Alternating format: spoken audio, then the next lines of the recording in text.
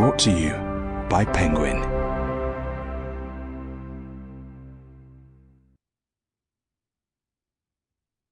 The Rodfather, written and read by me, Roddy Collins, with Paul Howard.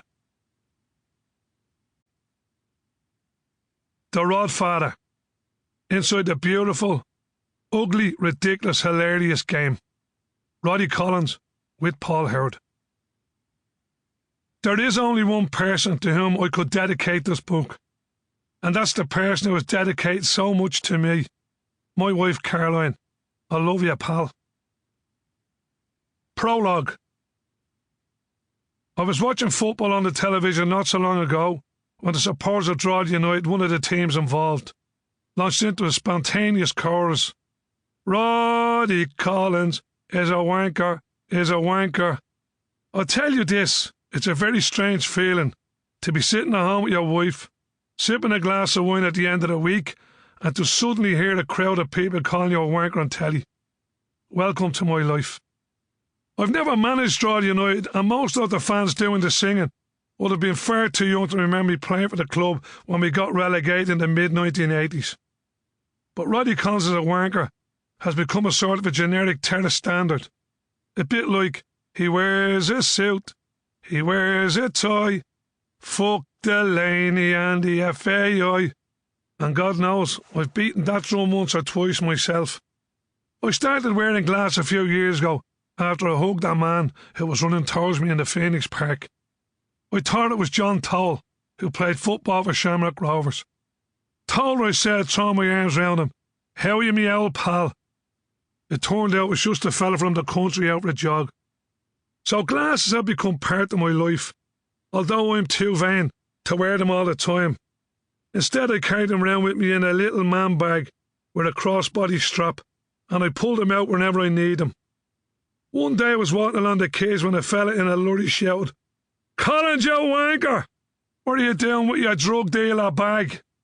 And that was the first time it occurred to me.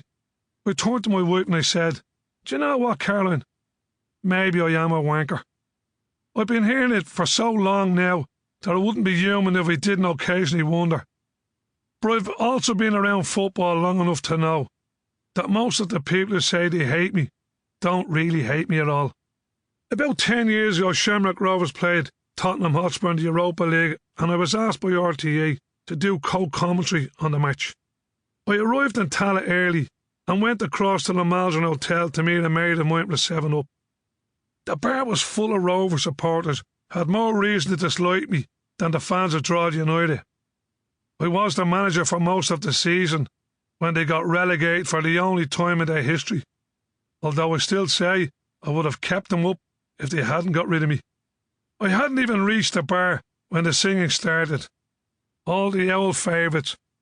I could have taken the easy option and walked out, but I decided no. I'd brazen it out. I ordered my drink.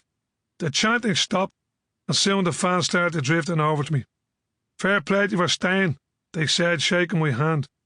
Soon we were having a laugh and talking about the thing we all had in common, our love for football. I'm not an innocent. A lot of the abuse I got over the years, I brought upon myself. When I was a manager, I enjoyed the notoriety. I'd throw on my most expensive Louis Copeland suit and a nice overcoat with a pair of spats, and it drove people mad. I was an actor hamming it up for the audience. Football grounds were my stage, and the people who screamed and roared abuse at me were booing a pantomime villain. Too often we forgot that football's about entertainment. It's supposed to be enjoyable, or else what's the point?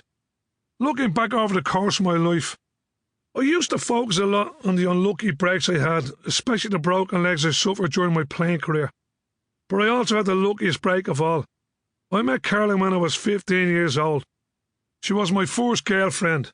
I fell in love with her, and I got to spend my whole life with her. Caroline sacrificed everything while I pursued my dreams in football. Wherever football took me, she upped roots and came with me. We lived in bedsits, we ate baked beans for dinner, and when it didn't work out and my confidence was on the floor, she urged me on, telling me, Rod, keep going. Even as we were packing everything we owned into the back of another removal lorry 3. Sample complete. Ready to continue?